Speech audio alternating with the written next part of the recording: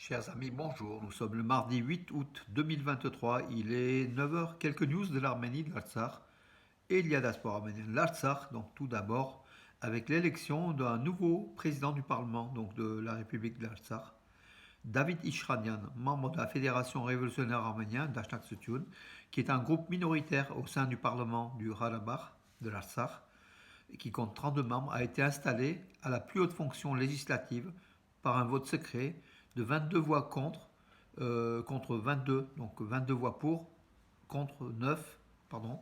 Donc hier, 9 jours après la démission du président, de l'ancien président du Parlement, Arthur Thomassian. Voilà donc Ishranian donc prend le David Ishranian prend donc la tête du Parlement arménien donc du Haut-Karabakh. David Ishranian avait fait plusieurs tournées en France, hein, dont notamment une à Valence. On l'avait donc ici écouté. À l'époque déjà, en 2016, comment dirais-je, il demandait à la diaspora bien sûr un soutien. Comment dirais-je, il faisait aussi un tableau assez précis de la situation quand même, qui était quand même pas au niveau de la sécurité de l'Artsakh, qui était très très tendue. Voilà. Il a pris part lui à de nombreux combats aussi, hein, donc c'est un homme aussi d'action, comme tous les Arméniens de l'Artsakh, hein, voilà. Et puis un journaliste aussi, un intellectuel. Voilà donc un nouveau président du Parlement d'Artsakh, l'Artsakh qui traverse bien sûr des journées très très difficiles. Donc hier, un groupe de citoyens d'Artsakh, donc réunis dans une association qui s'appelle l'association le Mouvement populaire pour débloquer le couloir. Leur leader donc a demandé aux forces russes de paix de les accompagner sur le corridor de la Chine jusqu'au pont de Hakkari, en fait, hein, au point de contrôle azéri. Les Russes n'ont pas répondu à ça, non, ont répondu qu'ils ne pouvaient pas, pardon, assurer cette mission. Donc ce responsable affirme que dans la signature des accords de paix du 9 novembre 2020, il était quand même question que les Russes assurent la sécurité des citoyens de l'Artsakh dans le cheminement, en fait, dans le transport, pour sécuriser leur vie, notamment sur le corridor de la Chine. Les Russes ne répondent plus. Donc voilà. Donc aussi comment dirais-je, cette non-activité des forces russes donc, de paix en Artsakh plonge quand même dans une inquiétude encore plus grande la population de l'Artsakh. Le député européen chypriote, donc l'eurodéputé chypriote, il s'appelle Kostas Mavrides, il a donc au Parlement européen demandé à appliquer des sanctions.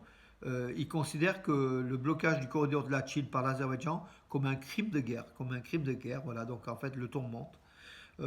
Entre-temps, les États-Unis demandent une nouvelle fois Bakou a levé le blocus du corridor de la Chine. Bakou n'obéit toujours pas, donc c'est peut-être la 10e demande de Washington par Anthony Blinken. Voilà la situation qui est très tendue. Et entre-temps, l'Azerbaïdjan a ouvert le feu en direction des positions arméniennes hier dans la région de Geralkunik, sur la frontière orientale de l'Arménie, de l'autre côté du lac Sevan, hein, voilà, qui est entre l'Arménie et l'Azerbaïdjan. Avant c'était Kelbachar, aujourd'hui c'est l'Azerbaïdjan, en Artsakh occupé.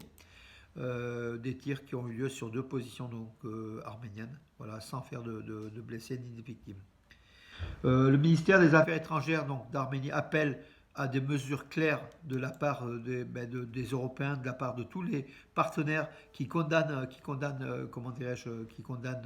l'Azerbaïdjan, et surtout l'application de la décision du tribunal de la Cour de justice internationale de La Haye, qui a demandé à Bakou, qui a exigé de Bakou la levée du blocus du corridor de la Chine, ce qui n'est toujours pas fait.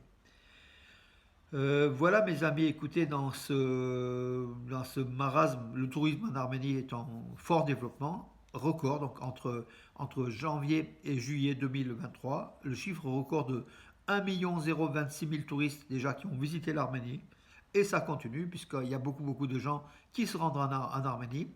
Alors, c'est la Russie qui est première avec 646 000 touristes, hein, soit 51% de ces touristes arrivés en Arménie les 7 premiers mois de l'année. Après, devant la Géorgie et l'Iran, la Géorgie qui est à 138 000 et l'Iran 77 000. Alors la France, vous allez me dire, la France est en huitième position avec 12 400 touristes venus de France en Arménie. C'est un bon chiffre, mais la France a un potentiel, avec ces 700 000 Arméniens de France, a un potentiel beaucoup plus élevé. Donc il faut que le tourisme se développe encore davantage, même si on connaît de nombreuses familles, de nombreuses personnes qui sont en Arménie. Donc je ne vais pas citer Bédic de Romans ou Sonia de Valence, membre de notre association arménienne. Beaucoup sont en Arménie, en tout cas actuellement, et c'est tant mieux. C'est bon pour l'économie de l'Arménie, c'est bon pour la sécurité de l'Arménie, puisque ça fait de l'argent dans les caisses de l'État, qui en a bien besoin pour acheter des armes, pour défendre donc les frontières de l'Arménie, la sécurité de l'Arménie, et pourquoi pas demain aussi celle de l'Artsakh. Voilà mes amis, donc en sport, par contre sport, alors j'ai mis une bonne nouvelle ce matin en MMA, donc sport violent, hein, sport de combat, qu'on aime ou qu'on n'aime pas, mais c'est vrai que ça fait un peu gladiateur, ça fait un peu des mises à mort dans des arènes. Donc l'équipe d'Arménie junior a remporté 5 médailles, dont 2 en or, donc ça se passait au championnat du monde junior de MMA qui se passait aux Émirats Arabes Unis, à Abu Dhabi.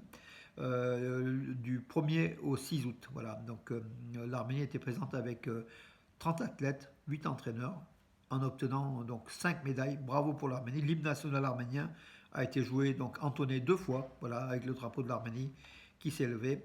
Donc voilà nos juniors donc, en combat MMA qui ont eu 2 titres européens, une médaille d'argent et 2 médailles, oui, une d'argent. Euh, alors, les médailles d'or, c'est le David Sevlikian et Jora Mouragian, et donc, qui sont en or. En argent, c'est Rachik Asatorian, et donc en argent, oui, et Hamlet Aslanian et Armen Kostanian en médaille de bronze. Bravo à eux. Voilà, même si on n'aime pas encore ce sport hyper violent, en tout cas, les couleurs de l'Arménie ont été hissées, donc voilà, au plus haut dans ces championnats du monde junior de MMA. Voilà, il y a des gens qui aiment. Hein. Voilà, je sais que à Radio Arménie Lyon, il y a quelqu'un qui s'intéresse au sport, qui aime aussi le MMA. Voilà. Voilà mes amis. Sur ce, donc les nouvelles étaient quand même assez minimes aujourd'hui, donc hier. C'est pas de nouvelles, peut-être bonnes nouvelles. En attendant, de bonnes nouvelles aussi de l'Artsakh et du corridor de la Chine et de l'Arménie. Mes amis, bonne journée et à demain.